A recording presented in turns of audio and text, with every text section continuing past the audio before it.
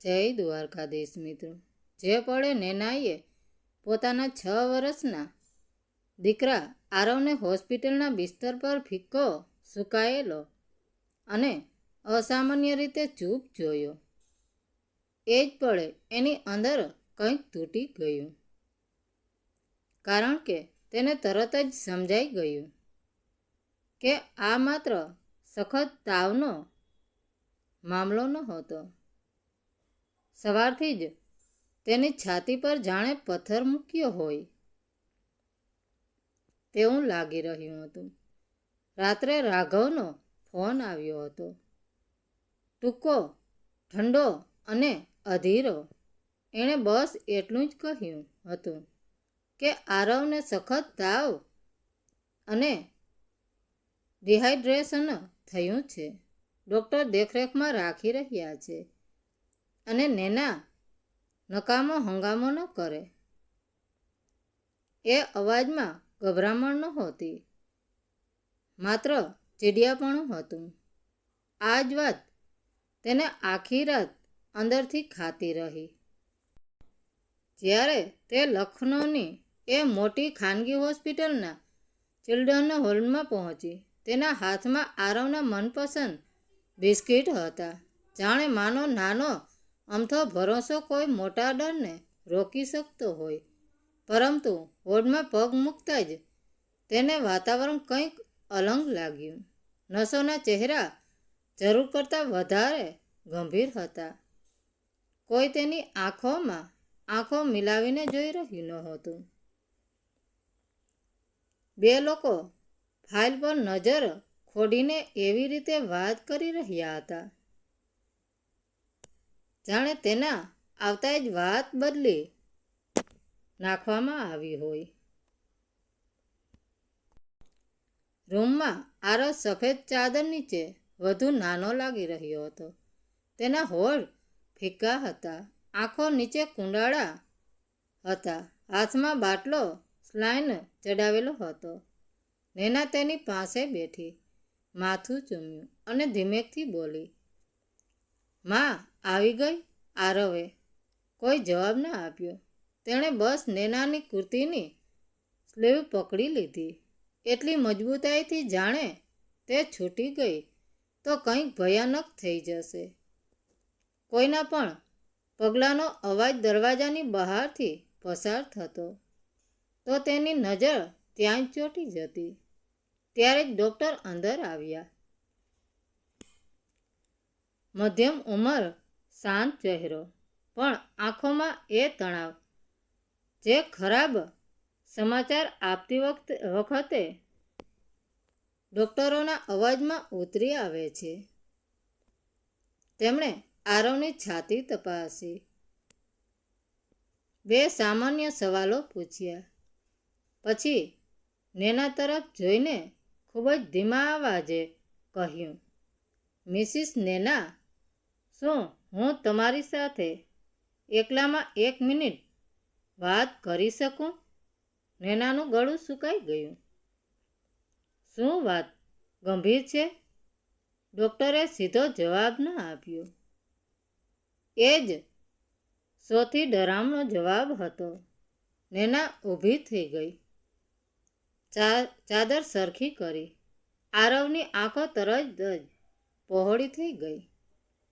તેણે તેનું કાંડું પકડી લીધું. "મમ્મા, ન જાવ, બસ 1 મિનિટ," નેનાએ ગણગણતા કહ્યું.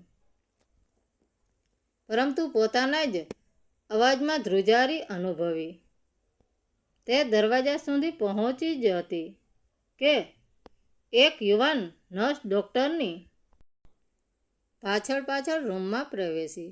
તેની આંગળીઓ ખૂબ જ હળવેકથી નેનાના હાથને સ્ત્રંપી. પહેલાં તો લાગ્યું કે ભૂલથી થયું હશે, પરંતુ બીજી જ પળે એક વાળેલો કાગળ નેનાની હથેળીમાં દબાઈ ગયો. નર્સે માથું પણ ન હલાવ્યું. બસ એક ક્ષણ માટે તેણે ગરદન ખૂબ જ હળવેકથી નામાં હલાવી, જાણે શબ્દો વિના ચેતવણી આપી રહી હોય. નેનાએ છુપાઈને કાગળ ખોલ્યું. ધ્રુજતા અક્ષરોમાં લખ્યું હતું, ભાગો. અત્યારે જ તેની કરોડો જુજુમાં લખું પસાર થઈ ગયું, કારણ કે કોઈ હોસ્પિટલની નર્સ કોઈ માને આ રીતે નથી કહેતી. જ્યાં સુધી રોકાવું ખતરનાક ન હોય. તેણે કાગળ મુઠ્ઠીમાં છુપાવી લીધો અને બહાર આવી. ડૉક્ટર અડધા ખુલ્લા દરવાજા પાસે ઊભા હતા. કાચની પેનલમાંથી આરવનો બિસ્તર દેખાઈ રહ્યો હતો. ડૉક્ટરે ધીમા અવાજે કહ્યું, હું સીધી વાત કરીશ. તમારા દીકરાનો લેબ રિપોર્ટ અને તેના શરીર પરની ઈજાઓની પેટને ખૂબ જ ચિંતાજનક છે. ઈજાઓની પેટર્ન. નેનાનો અવાજ ફાટી ગયો. તેને તો તાવ હતો. ડૉક્ટરની આંખો સ્થિર રહી.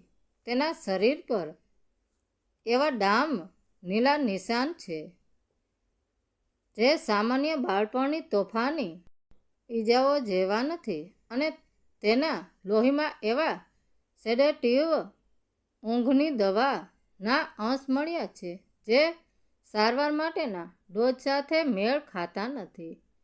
નેનાના કાનમાં સુનકાર છવાઈ ગયો. સેડેટિવ. તેણે હોઠમાંથી માંડ શબ્દ કાઢ્યો. કોઈએ તેને ચૂપ રાખવા અથવા સુડાવી રાખવા માટે કંઈક આપ્યું છે, ડૉક્ટરે કહ્યું. છેલ્લા 84 કલાકમાં તેની સાથે કોણ હતું? નેનાના મોંમાંથી બસ 2 નામ નીકળ્યા, તેના પિતા અને ક્યારેક તેની દાદી. ડૉક્ટરનો ચહેરો કડક થઈ ગયો. અમે ચાઇલ્ડ પ્રોટેક્શન યુનિટને જાણ કરી દીધી છે, પરંતુ એક બીજી સમસ્યા છે. કોઈ માણસ નર્સિંગ સ્ટેશન પર ફોન કરીને તમારા દીકરા વિશે પૂછી રહ્યો હતો. તે રજિસ્ટર વાલી નથી અને તેને રૂમનો નંબર પહેલેથી જ ખબર હતો. નેનાનું હૃદય જાણે પાસળીઓ સાથે અથડાયું. એ જ સમયે તેના ખિસ્સામાં રહેલો ફોન ધ્રુજ્યો. સ્ક્રીન પર રાઘવનો મેસેજ ચમક્યો. તું ક્યાં છે? ફોન કેમ નથી ઉપાડતી? હું પહોંચી રહ્યો છું. નેનાએ માથું ઉઠાવ્યું. રૂમની અંદર એ જ યુવાન નર્સ આરવ પાસે ઊભી હતી. તેણે મશીનની લાઈન સરખી કરવાનું નાટક કરતા હોઠ હલાવ્યા. અત્યારે જ નેના સમજી ગઈ કે એ કાગળ હોસ્પિટલમાંથી ભાગવા માટે નહોતો. તે કોઈ બીજા કરતાં પહેલાં સત્ય પકડી પાડવા માટે હતો. નર્સના એ એક શબ્દ અત્યારે જ એ નેનાના પગમાં જોર ભરી દીધું. તે એક ક્ષણ પણ બગાડ્યા વિના વોર્ડ તરફ દોડી. રૂમમાં પહોંચતા જ તેણે જોયું કે આરવ બેડ પર બેઠો થઈ ગયો હતો. તેને જોઈને તેના ચહેરા પર થોડી રાહત આવી. મમ્મા ક્યાં ગઈ હતી? આરવનો અવાજ હજુ પણ નબળો હતો. બસ અહીં જ હતી બેટા. નેનાએ તેને ગળે લગાવીને હિંમત આપી. તેણે ડૉક્ટરે આપેલી ચેતવણી વિશે વિચાર્યું. હવે તે સમજી ગઈ હતી કે આરવના પિતા અને દાદી તરફથી ખતરો છે. તેણે વિચાર્યું કે હવે સૌથી પહેલાં સત્ય શોધવાની જરૂર છે.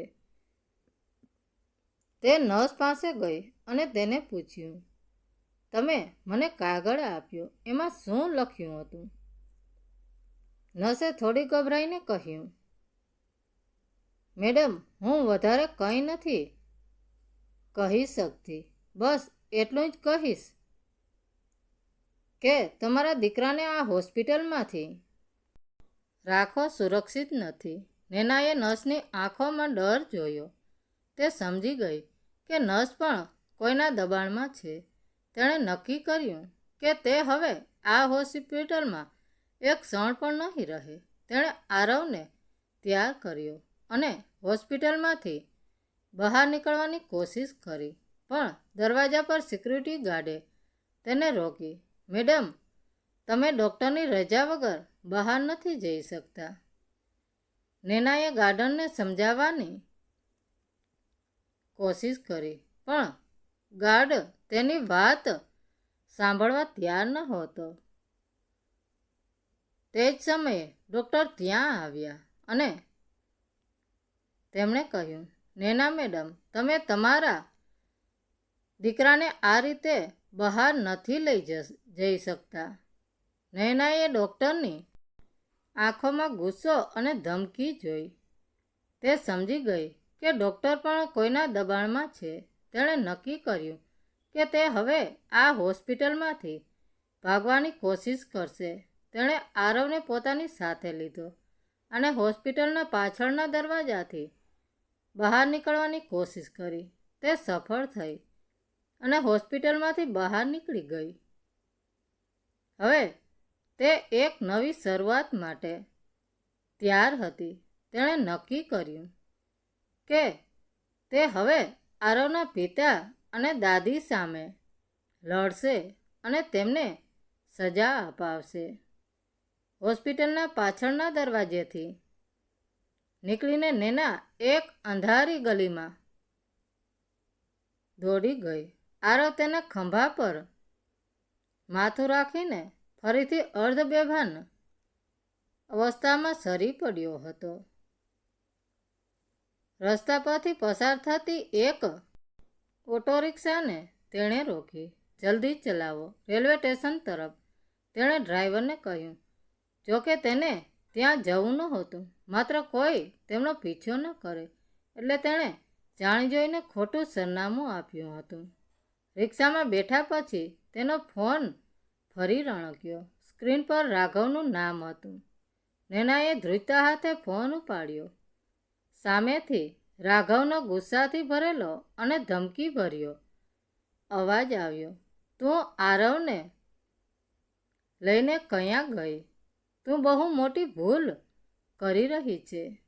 નેના, જો તું અડધા કલાકમાં પાછી ન આવી તો હું પોલીસમાં તારા વિરુદ્ધ બાળકને કિડનેપ કરવાનો કેસ કરીશ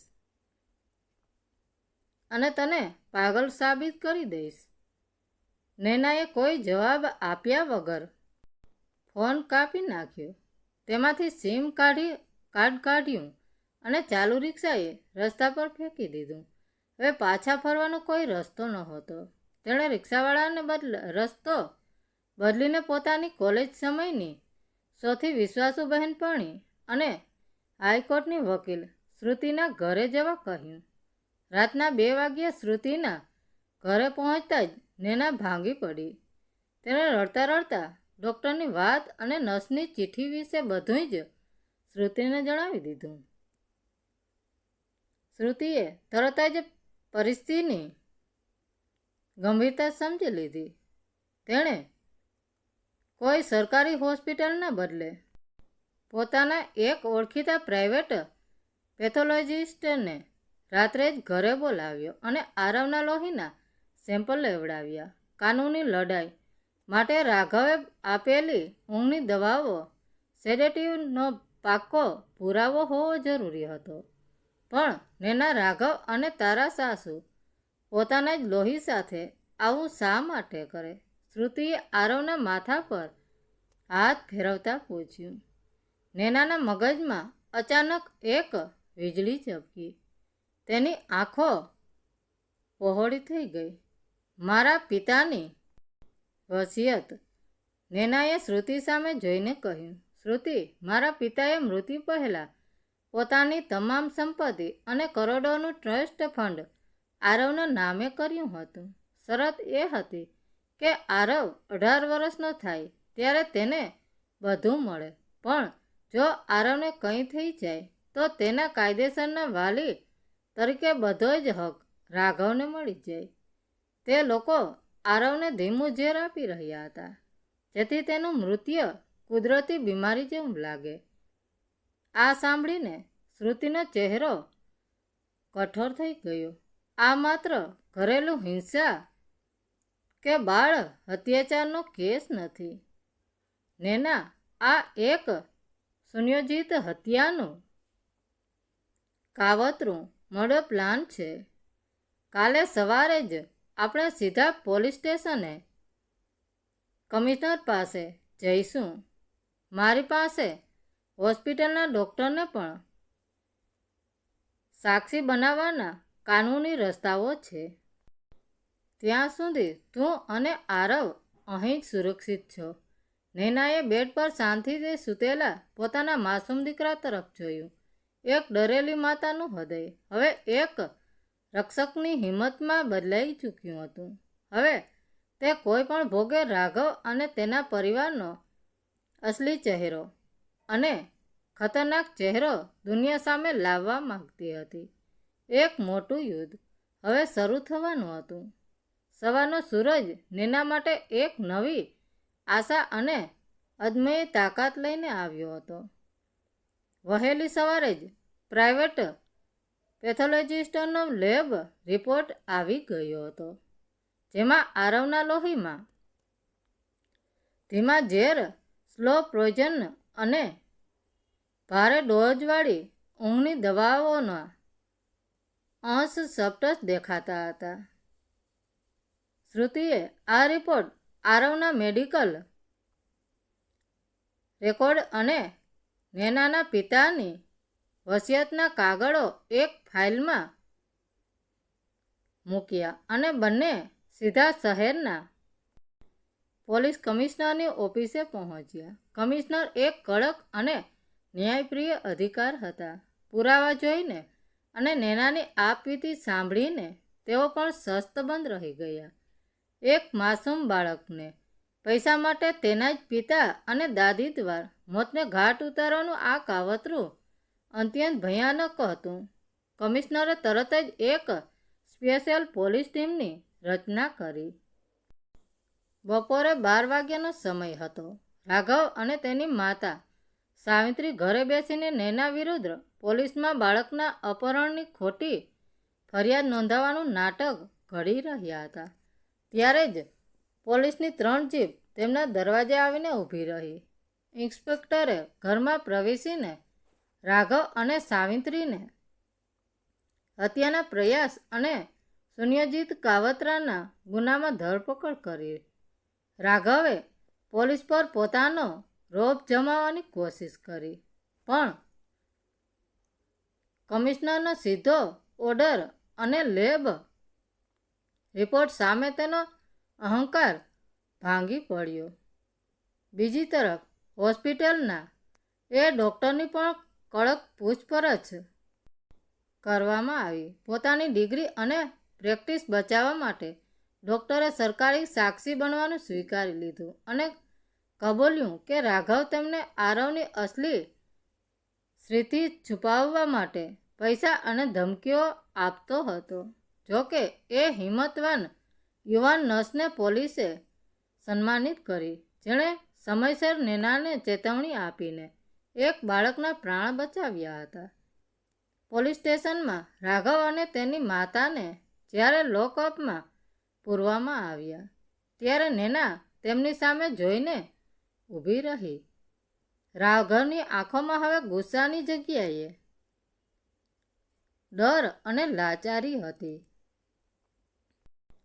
નૈનાએ અત્યંત શાંત પણ મક્કમ અવાજે કહ્યું, તે વિચાર્યું હતું કે હું એક નબળી અને ડરેલી પત્ની છું, જે હંમેશા તારા દબાણમાં રહેશે. પણ તું ભૂલી ગયો રાઘવ કે જ્યારે વાત પોતાના બાળકના જીવ પર આવે ને, ત્યારે એક સાધારણ મા પણ દુર્ગા બની જાય છે. તે પૈસા માટે મારા દીકરાનો શ્વાસ છીનવવાની કોશિશ કરી. હવે આખી જિંદગી આ કાળકોટડીમાં બેસીને તારા પાપોનો પસ્તાવો કરજે. મહિનાઓ પસાર થઈ ગયા. કોર્ટમાં શ્રુતિની મજબૂતી, દલીલો અને સચોટ પુરાવાને કારણે રાઘવ અને સાવિત્રીને આકરી સજા ફટકારવામાં આવી. આજે આરવ સંપૂર્ણપણે સ્વસ્થ છે. લખનૌની એક સારી સ્કૂલના મેદાનમાં તે બીજા બાળકો સાથે હસતો રમતો દોડી રહ્યો છે. નેના દૂર ઊભી તેને જોઈને હળવું શ્રીમત કરી રહી છે. તેણે પોતાના પિતાનું ટ્રસ્ટ પોતાના હાથમાં લઈ લીધું છે અને તેમાંથી એક ભાગ ગરીબ બાળકોની સારવાર માટે હોસ્પિટલ પાછળ ખર્ચી રહી છે. એ જુવાન નર્સને નેનાએ પોતાના નવા ચાઇલ્ડ કેર પ્રોજેક્ટમાં મુખ્ય હોદ્દા પર નોકરી આપી છે. નેનાની જિંદગીમાં હવે કોઈ ડર નહોતો, કોઈ અંધારું નહોતું. ત્યાં માત્ર પોતાના દીકરા માટે એક સુરક્ષિત ભવિષ્ય અને સત્યના વિજયનો પ્રકાશ હતો. મિત્રો, વાર્તા કેવી લાગી? સારી લાગી હોય તો કોમેન્ટ કરીને જરૂર જણાવજો. ધન્યવાદ મિત્રો. રાધે રાધે. જય દ્વારકાધીશ.